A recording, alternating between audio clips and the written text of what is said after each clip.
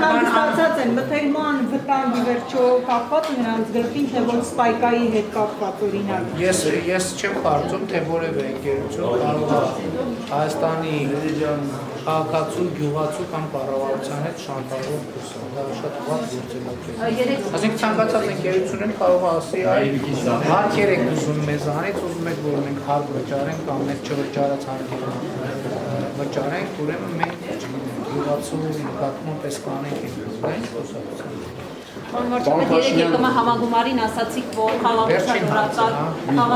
օրակարգով եք պատասխանելու պատերազմի օրակարգին։ Հետաքրքիր է Ադրբեջանի ղեկավարի հետ հանդիպման այդ խաղաղության օրակարգը որքանով տեղ գտավ վարչապետին։ Դե ես ասեցի, որ Ստեփանակերտի ամբողջ օրակարգը քննարկվում է։ Այսինքն արդյունավետ է։ Արդյունավետ ասելով մենք ինչ ենք ակնկալում։ Քանի դեռ Ղարաբաղի հարցը չի կարգավորվել, որևէ բանակցություն արդյունավետ չի։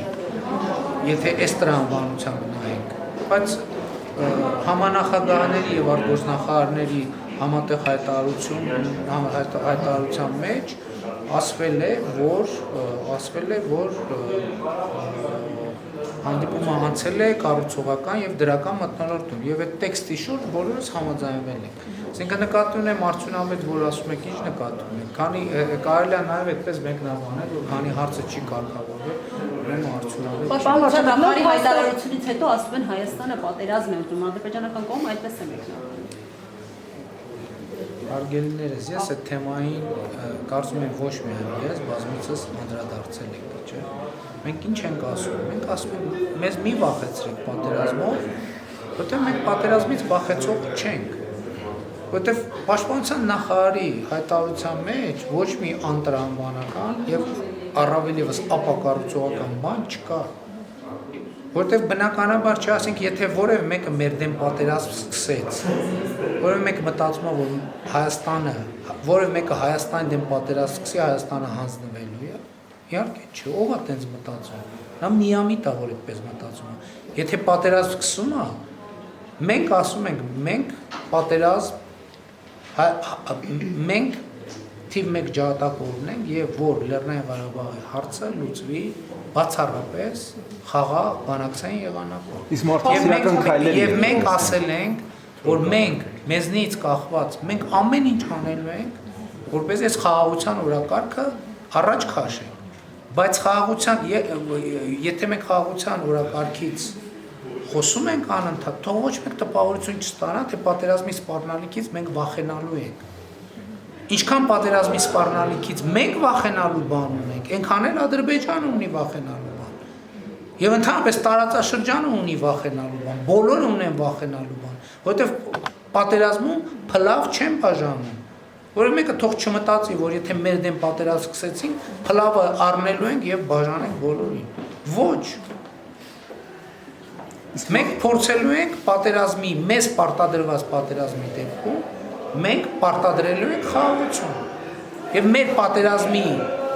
նպատակը պատերազմը չի լինելու, մեր պատերազմի նպատակը խաղաղությունն առնելու եւ դա մեր պատերազմը չի լինելու։ Մենք չենք պատրաստվում որևէ մեկի դեմ ռազմական գործողություն սկսել, բայց եթե որևէ մեկը մեր դեմ ռազմական գործողություն սկսի, մենք նրան պարտադրելու ենք խաղաղություն։ Բայց ասում ենք, որպեսզի այս ամեն ինչի մասին եկեք ավելի քիչ խոսանք։ Պետք չի ամեն անգամ, ամեն բանակցային գործընթացից առաջ, հետո պետք չի անդադ խոսալ պատերազմի մասին։ Եվ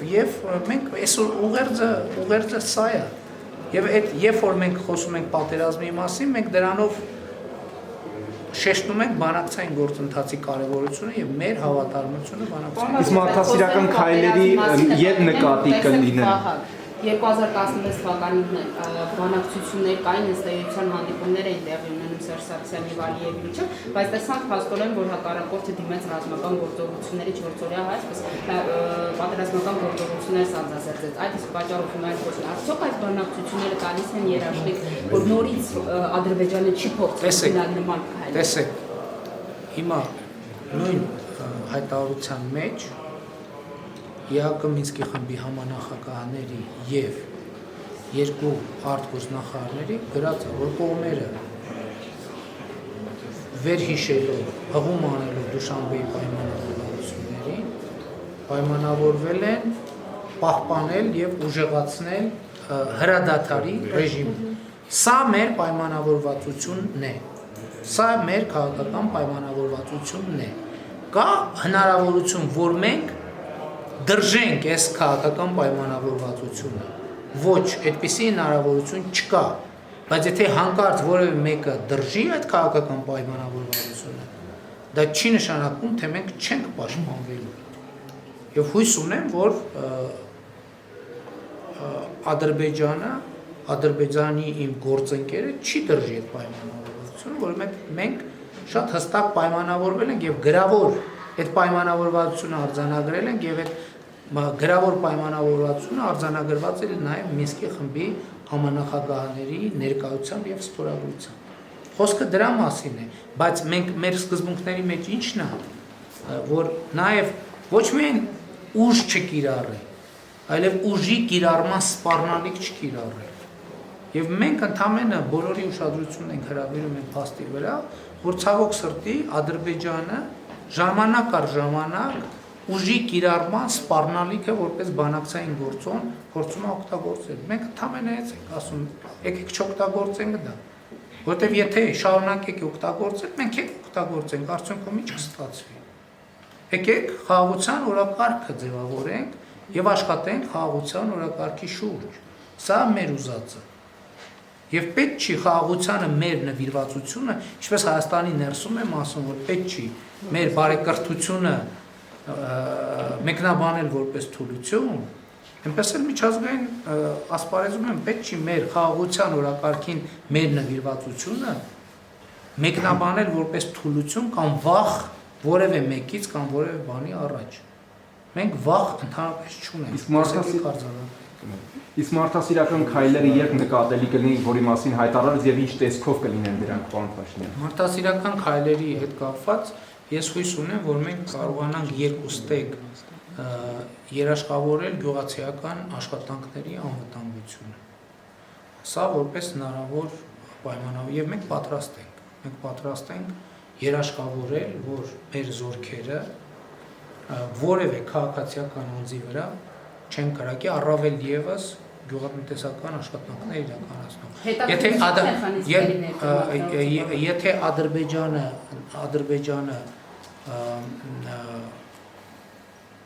վերահաստատի այս պատրաստակամությունը, սա կարող ենք անել։ Կա նաև մարդասիրական մի քանի այլ հնարավոր միջոցառումներ, բայց նաև շահառուները պետք է ցանկանան օգտվել այդ հնարավորությունից, որպես այդ հնարավորությունը լինի։ Գերիների հարազատներին տեսակցելու։ Այո, ես կարծում եմ, որ հիմա այդպիսի հնարավորություն մենք շատ մոտ ենք, որ այդ հնարավորությունը ստեղծվի, բայց նաև էս կա, մենք չգիտենք այդ ընտանիքները եւ Ադրբեջանի կողմից եւ մեր կողմից կցանկանան այդ հնարավորությունից օգտվել, թե չէ։ Որտեւ ես չեմ բացառում, որ ինչ պատճառներով ուղղակի մարդիկ չցանկանան այդ հնարավորությունից օգտվել, ոչ թե քաղաքական, այլ ուղղակի անձնական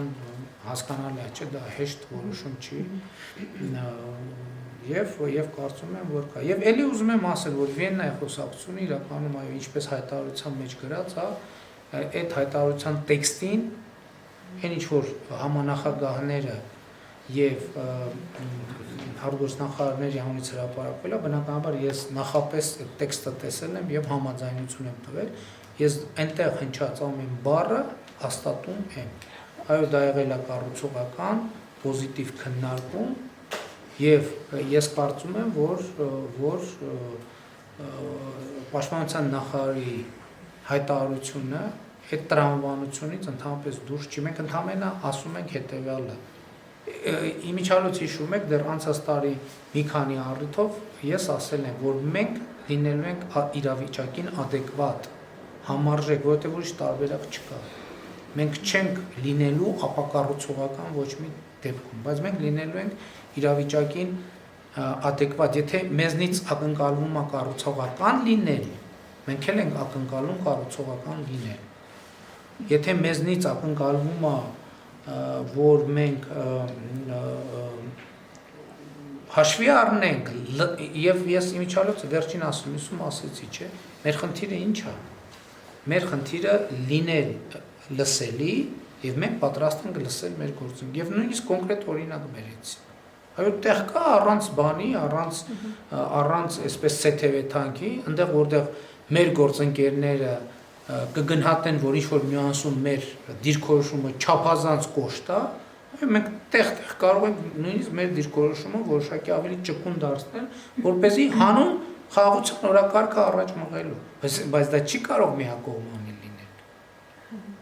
Պարոն վարչապետ, դուք բանակցությունները ամեն դեպքում սկսել եք այն կետից, որտեղ կան գերարել Սերժ Սարգսյանը։ Ոչ, ես այդ կետից չեմ Լավրովյան պլանը հասկացությունը ինչի է։ Դա հաջորդ թյուրիմացություն։ Բացի նրանից, որ դուք հաջորդ թյուրիմացությունն եք վերականգնել նախկին ձևաչափը եւ Ղարաբաղը հաջորդ թյուրիմացությունն է, ես բանակցությունները սկսել եմ ոչ թե Սերժ Սարգսյանի կետից, այլ իմ սեփական կետից, այս շատ կարևոր է։ նոր փաստաթուղթ։ Պարոն Փաշինյան, ապրիլյան պատերազմի կապված քննարկումները դա արդեն